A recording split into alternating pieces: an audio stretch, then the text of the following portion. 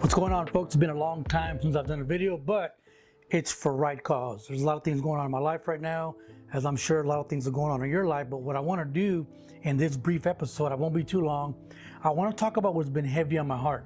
And I'm really, honestly, I'm just going to be, conversational, informal. Usually I do something more didactic, more along the teaching aspect of a topic, but I just want to have a conversation with you on this episode because a lot of things have been happening in my personal life that have, how can I say this?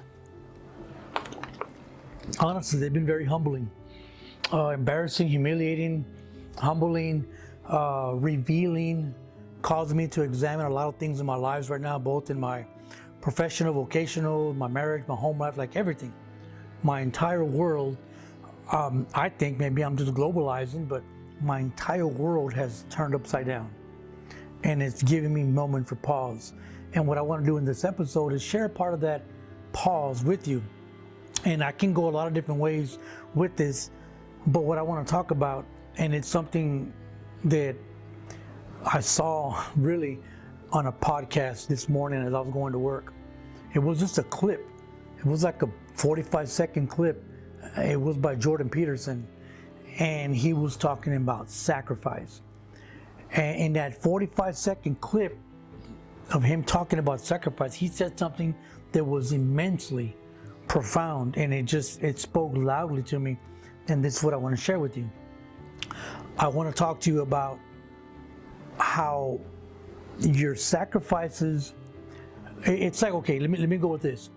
Men, you're a leader, period. Like, you don't have a choice in the matter. Whether or not you lead is up to you, but your spiritual makeup, your DNA demands that you lead. In fact, you can't help it, you're gonna lead, either good or bad. In like manner, sacrifice, like discipline, is also non-optional. You are going to sacrifice something. So something is going to be sacrificed in your life the minute you choose. For example, if I choose A, then I'm by default sacrificing B. If I sacrifice 8 hours of my day to go work, then what's going to happen is me not spending a lot of time with my son and my wife is going to be impacted. See how that works? So the idea of sacrifice in this respect really hit me hard, because I have been, and I vented to Penny last night. Penny's my wife, for those of you who don't know. I was venting to my wife last night about how frustrated I feel. Like, again, I'm just being transparent. It's a conversational episode. Have you ever felt like nothing you do matters? Like maybe you're just futile, you're just wasting away. Like maybe you're failing in so many areas, and just a number of things can rack your spirit and can rack your brain. Well, I've been going through things like that, and venting to my wife and praying about it, and kind of processing everything going on in my life. It's helping me. So this idea of sacrifice kicked in today, right? I went to the gym, worked out, and that's when I was listening to the podcast. And that 45-second clip about how you don't get to choose your sacrifice. I mean, you don't get to choose whether you sacrifice or not. You're going to sacrifice something. I'm at the gym, I'm waking up early, I'm sacrificing sleep so that I can go to the gym. In like manner, when you choose, for whatever reason, when you choose to pursue a certain course of action, whatever that action may be, you are sacrificing something else. And the reason why this spoke loudly to me was primarily because of what I was talking to my wife about last night. I feel like, and maybe some of you can relate to this, I feel like no matter what I do, I'm wrong, or no matter what I do, I'm gonna fail somewhere. And again, this may be self-condemnation, and you can criticize me all you want. I'm okay with that. Again, this is a conversation that I'm having with you, pouring my heart out to you, because I think a lot of men need to own up. I think, especially ex-felons, I think a lot of men need to realize that you don't have this thing figured out as much as you think you do, because in your mind I have to provide, so I got to go and work, and what's being sacrificed when you work. I told Penny last night, it's hard for me I want to go to work and do overtime, and so that I can provide for my family. But in breaking my head and my body to go provide for my family, my presence, I'm sacrificing my presence. So flip that one. Okay, I don't go to work as much. I go part-time. So I'm sacrificing going to work so that my presence is felt more here in my home. So, okay, I have more of a presence in my house, but now I can't provide as much. See how that works?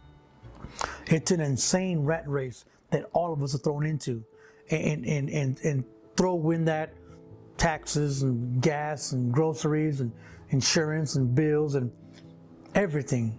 It's a lot. And you can't tell me that, oh man, I got this, I'm good. No, man, life is hard, life is tough, but we keep going, right? Paul says we don't look back, we keep going forward.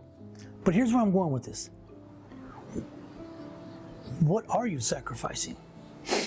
Because you're sacrificing something. I'm sacrificing something. And what I was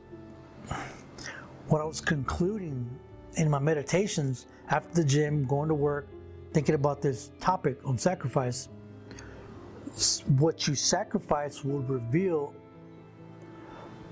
a lot about your priorities, like what's important in your life. I can think that, man, my family is important more than anything else, but I'm sacrificing them by spending too much time at work, too much time at the gym, too much time in my theater room, like whatever the situation might be. This is just me. You have your own little knickknacks, your own little, idiosyncrasies, whatever you got going on. So what you sacrifice will reveal what's important to you. So while I personally don't have all the answers to, well then, man, Ruben, what do we do then? How do we balance this? Honestly, I don't know. I'm not going to pretend to know. Do I know the scriptures? Absolutely. Have I been saved for a long time? You bet. Have I written books and created episodes and done prison ministry and taught and created programs? Done it all. Certificates and diplomas all over the place. Got that. Yet still, like the Apostle Paul in Romans chapter 7, I struggle. It's a battle, man. And I think we need to have more conversations about it. I think we need to be more open and transparent about how hard this thing can be. In fact, I saw something again on a video where the guy was saying that men need brotherhood. And sometimes people ask me, hey, do you miss anything about prison? It sounds like a crazy question, but for those who have been locked up, you'll know this, Christians. The brotherhood, the community, the fellowship, the discipleship in prison is off the charts. Man, it's nonstop. And there's a deceptive element to that, because when you do that for many, many years, you're thinking, man, when I get out, I'm going to do the same thing. And this is what I tell the guys at the Dominguez State Jail. You can't think for a second that your routines, your Christian routines and your Bible studies and all the things you do right now are just going to continue nonstop, and it's going to keep on going on. It doesn't work that way. I miss the brotherhood. I miss the fellowship. I miss friendship. It's not easy to come around out here. Why? Because life is life. There's bills, and there's work, and there's gym time, and there's theater room time, and there's kid time, and there's wife time, and it's all over the place. So where's the brotherhood? Heck, I go to a church. I go to a live group. I have mentorships virtually with my mentor, Mike. I got a lot of things, but is that the community that that I had when I was away, it's not. It's nowhere near that way. But I pursue it anyways because I need to reach out regardless. Though it's not the same, it's still something that I need to make an effort to accomplish in my life. Back to sacrifice. What are you sacrificing? And what do your sacrifices say about your priorities? What do you think is important in your life versus what you're really saying about what's important with what you sacrifice? Again, I just think it's worth your time and my time to think about. It's worth our time to talk about. Because if you don't start thinking about what's really important, look, life's gonna happen. You're gonna make decisions. You have to work. You've got to pay your bills. You've got to do things. And in that cycle of madness, of the rat race, of paying your bills, you're gonna make something a priority.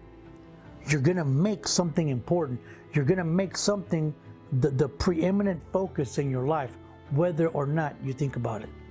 Because the minute you choose to go do one thing, you're not doing something else. And in that, you create patterns, habits, lifestyles, and are they healthy? Are they biblical? Are they God-honoring? Are in your maneuvering, in your working, in your ministry, in all that you do, is it just a checklist? Is it just a routine? Or are the things you're doing balanced? And are they reflecting the image of God? Again, I don't got this figured out. I don't know all the answers. I know a little bit of them, but I don't know a lot of them. And in this area of sacrifice, I think we need to pay more attention. I think we need to pay more attention to why we do what we do. Because what good is it gonna do you to climb a ladder? Right? The ladder of success. You're climbing, and then you get to the top and you realize, man, I put this ladder on the wrong wall. Let's not do that. Let's not climb so fast up a corporate ladder, a church ladder, a ministry ladder. Let's not climb so fast up these ladders to find out that when we get to the top, we realize, man, I'm on the wrong wall. Guys, girls, God bless you. Be blessed. Remember, what you sacrifice is going to say everything about what you prioritize in your life. God bless you. We'll see you on the next one.